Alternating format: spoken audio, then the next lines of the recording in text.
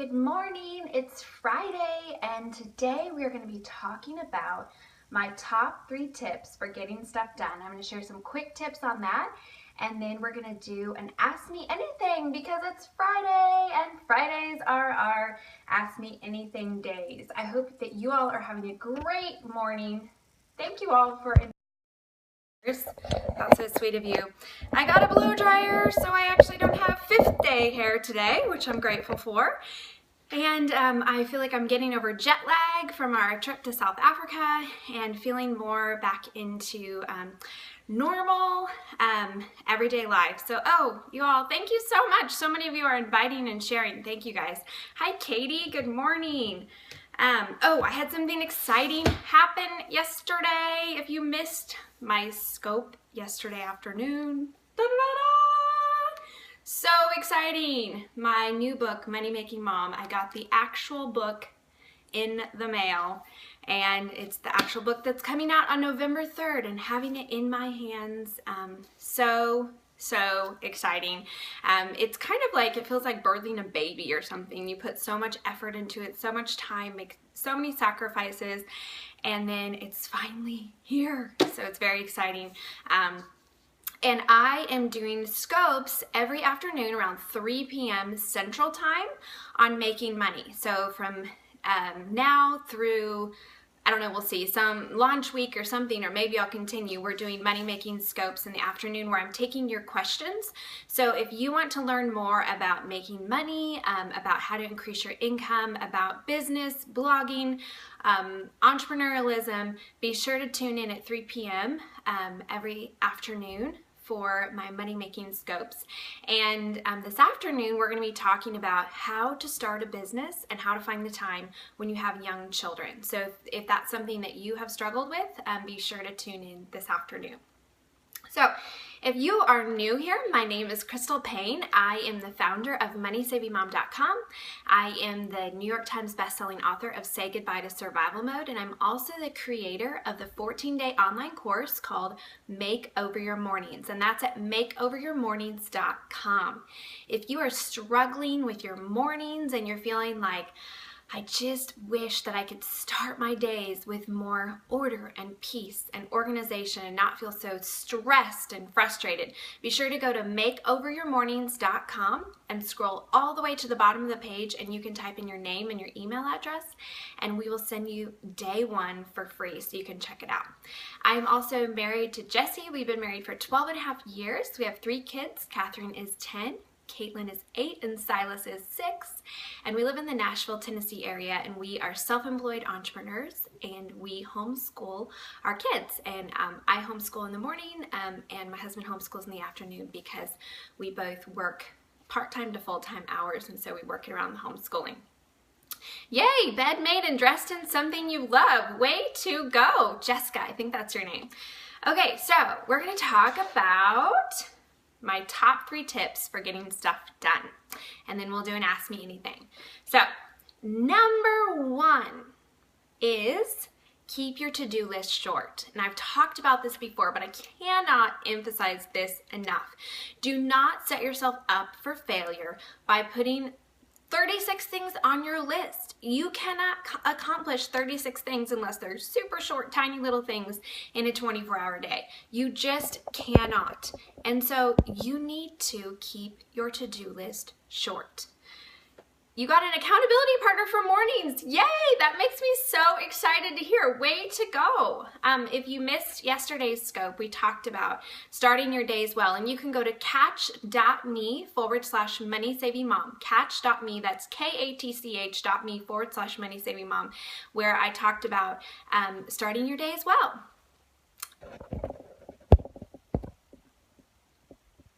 Okay, so I said my top 3 tips for getting more stuff done, or getting stuff done, and that is to keep your to-do list short. I really encourage you no more than 5 to 7 items.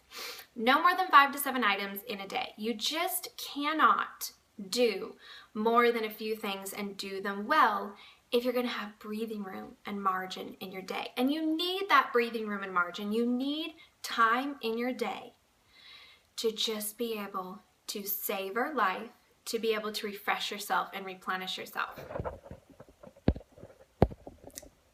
Thanks for sharing that, Katie. What am I talking about? I'm talking about my top 3 tips for getting stuff done. Someone said, I've heard only what fits on an index card.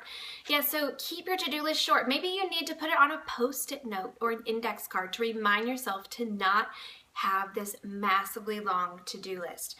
Star the top priorities. This is something that really helps me, is to star the top priorities. So I'll look at my list and I'll say, these are the few things that have to be done today, or that this day will be a success if I do these few things. So then I will star them, and I might even tell someone. So I'll tell Jesse a lot of times, my husband, I'll tell him, I'll say, okay, so today I'm going to do these 3 things. And that really helps me to have that accountability. When I tell him these are the 3 things that I'm going to do, and I'm going to make sure that I do those today, I've said it out loud, I've prioritized it, and I have that accountability now. So at the end of the day, if I haven't done it, then I will feel like, you know what? I did not accomplish what I need to accomplish. And so it motivates me to know that I have said it out loud, I've set those priorities, and now I just have to follow through with it. So keep your to-do list short, number 1. Number 2, make your daily goals measurable. Make your daily goals measurable. So you need to have specific goals. When you go into your day, when you go into your week, when you go into your life, don't have these vague, pie in the sky goals that you cannot measure. They need to be specific, and they need to be realistic, and they need to be measurable. So don't just say, this week I want to get more organized, or today I want to try to do better at X. Give it a specific, measurable definition for that goal. So for instance, if you say, I want to get more organized, then make it measurable. So you say, this week I am going to organize this one room, and then break it down even more and say, today I'm going to do this one drawer, or this one dresser, or this one closet, or this one area. Make it measurable. Because if you don't make it measurable, then how will you know if you have actually done what you set out to do? You won't know. So number 1, keep your to-do list short. Number 2, make your daily goals measurable. And number 3, use your minutes wisely. There are so many little minutes throughout the day that could be used for something that will help you make progress on your goals, that will help you get more organized. So look for those little minutes during the day. I'd love to hear from you. How do you use your little minutes throughout the day? What do you do? How do you capture those times when it's just a small little, maybe you're waiting, maybe you're in line somewhere, maybe you're waiting for your computer to boot up, maybe you're waiting for something to boil on the stove. What do you do to use your minutes wisely? For me, that is listening to things while I'm working on something. So when I'm getting ready in the morning, I'm listening to podcasts, or I'm listening to Periscopes, or I'm praying over my day. I'm multitasking. When I'm on the treadmill, I'm not just running on the treadmill, I'm doing something else. So either I'm reading something, or I'm praying, or I'm listening to something. So I'm using those minutes well. Those little minutes throughout the day when you can be either multitasking or when you can be accomplishing something because you're just waiting, those can add up and you can get a lot done. So use your minutes well. So number 1, keep your to-do list short. Number 2, make your daily goals measurable. And number 3, use your minutes wisely. Don't just wait. Don't just sit there. Do something. And maybe that's just breathing deeply instead of feeling stressed over what you have going on. But use those minutes wisely, and at the end of the day, you can look back and you will see that you accomplished something, that your day was valuable, that you have something to show for your day, and you didn't just run around in circles and get nothing done. So, ultimate multitasking, watching this while changing your baby's diaper, way to go. Okay, so now we're going to do Ask Me Anything, and you can ask me anything about business, you can ask me anything about homeschooling, about life, about anything about anything that you have wanted to ask. I know that a lot of times when I'm scoping, there will be questions that come through and maybe they'll be off topic, or maybe I just won't have a chance to answer them then. And so Fridays, I like to reserve those and set those aside to be the time when you can ask those questions. So where do you get your motivation? I think that it's one, from having goals, from knowing what I am about. So what God has called me to do with my life, and that is to impact and inspire women to live with passion and purpose. I have a big vision that I want to challenge women to not just coast through life, but challenge women to actually live with purpose, to get up every day and to be making headway, to be making an impact in your communities and around the globe. And so that is my passion, that is my purpose. And so that motivates me to get up every day because I am passionate about doing that. And so I want to get up every day and Periscope and blog and invest in my own life and in my own home so that I have something to give out to others.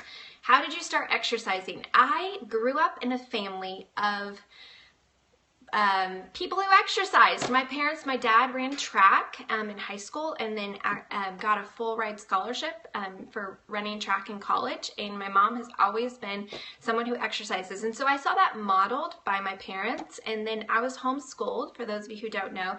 And part of our homeschooling, we did PE. And my parents taught us to make exercise a priority. It doesn't have to be 45 minutes or an hour and a half every day, but making it a priority. For me right now, it's often just 10 to 15 minutes. 10 to 15 minutes on the treadmill or doing a short YouTube video, and that jumpstarts my day. And it also gives me energy. I find that when I exercise in the morning, it wakes me up.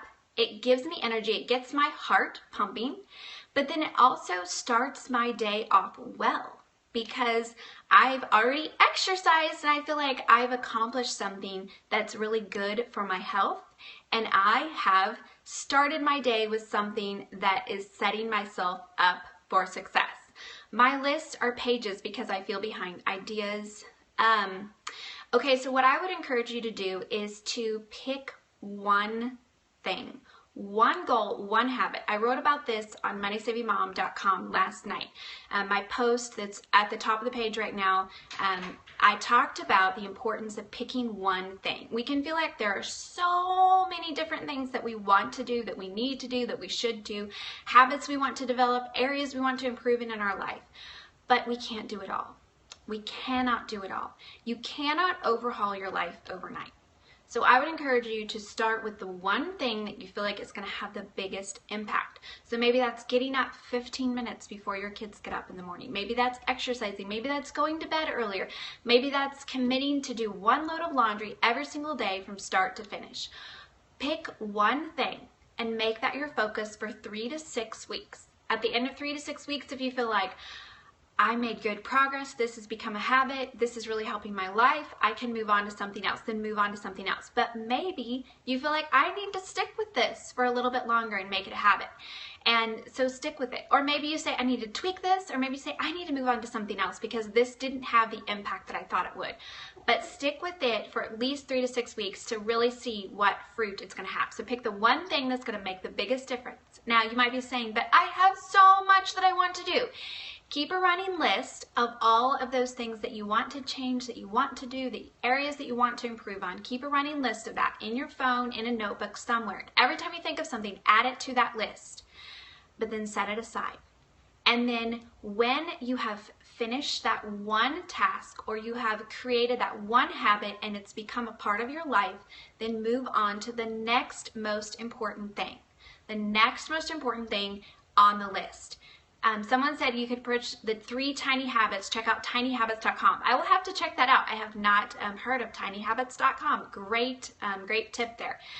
You want instant change, that's right. And patience is hard. And here's the thing, I want to encourage you with this. If you make one change every 3 months, over the course of a year, you've made 4 big changes. Over the course of a decade, you've made 40 changes. And that is how you change your life. Don't try to overhaul your life overnight. Pick one thing, focus on that one thing, and really stick with it. And you know what? Over time, you will start to see that a lot of times that one habit will have a trickle-down effect. So then maybe you're getting up earlier, and then it's encouraging you to use your mornings well, and then that's encouraging you to keep your house cleaner. And it starts having that trickle-down effect. So then all of your life starts being impacted by just making that one change. So start with one thing. I know that it can feel discouraging. I know that it can feel like, but I just want to do everything now. But you can't do it all, so pick the one thing. Podcast recommendations. The podcast that I'm listening to right now, I did a scope on it, and I meant to do a post on it, and I never have, so I need to do that sometime. But okay, so let me see if I can tell you offhand because I can't look on my phone. I love to listen to Laura Ingraham. She has a 1-hour podcast, and she's a conservative talk radio show host. I don't agree with all of what she shares, but I feel like it's a great way to be able to kind of stay up on the news and to challenge my mind to be thinking about what's happening in our culture. And if I agree or disagree, it challenges me to think. So Laura Ingraham, Chalene Johnson, someone said, yes, she has 2 podcasts, one that's on business and one that's more on life. So Laura Ingraham, Chalene Johnson, The Art and Business of Public Speaking. That is by Ken Davis, and it's hosted by my manager and good friend Brian Steer. So The Art and Business of Public Speaking. I just love what they're sharing, and Ken is a comedian, and he's very funny, but he has such great advice to share, and he has so much life experience that he shares from. And then the other one is Sorta Awesome, the Sorta Awesome podcast. I love the Sorta Awesome podcast. It's by Megan Tietz, and she has 3 different co-hosts. So every week it's a different co-host.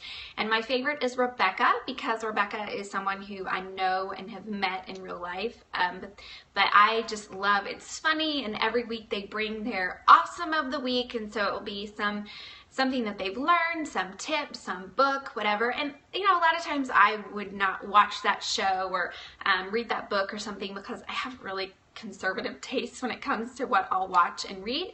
But I love just their interaction, and it's always fun to listen to, and I've learned a lot from it.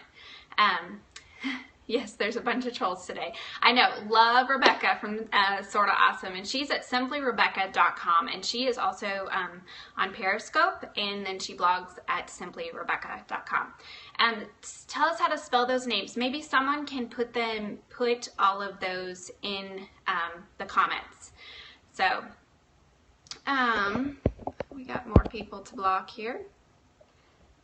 Let's see. Here we go. Okay. So, hi Josh, welcome.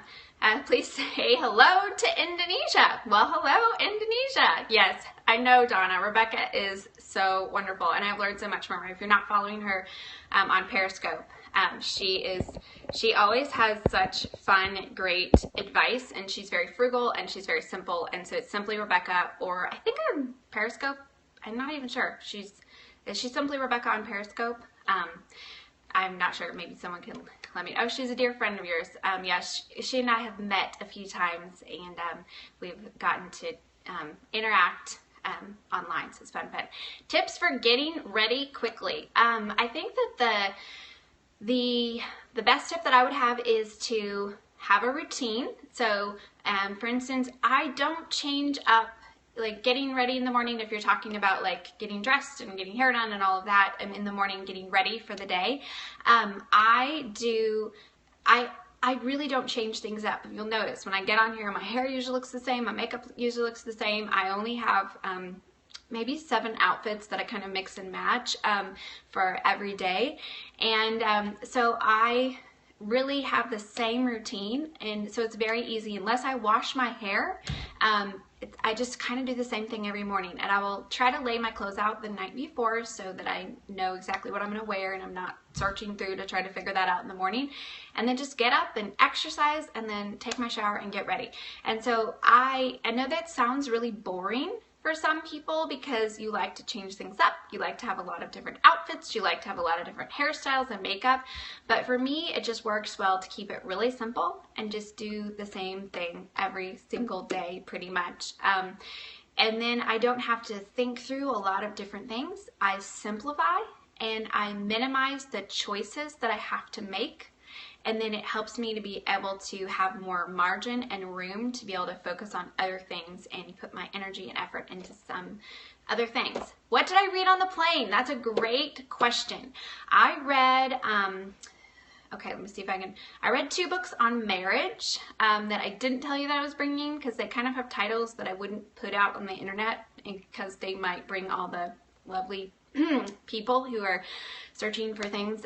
Yes, but so I read 2 books on marriage, and you can email me if you want the titles for that. And then I read The Devil in Pew Number 7, which I thought was good, but I felt like it had a lot of filler information in it.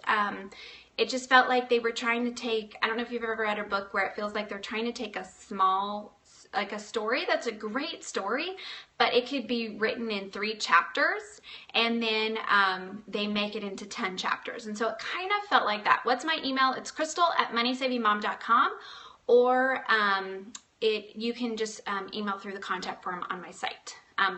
Or you can tweet at me and tell me what your email is and I'll email you.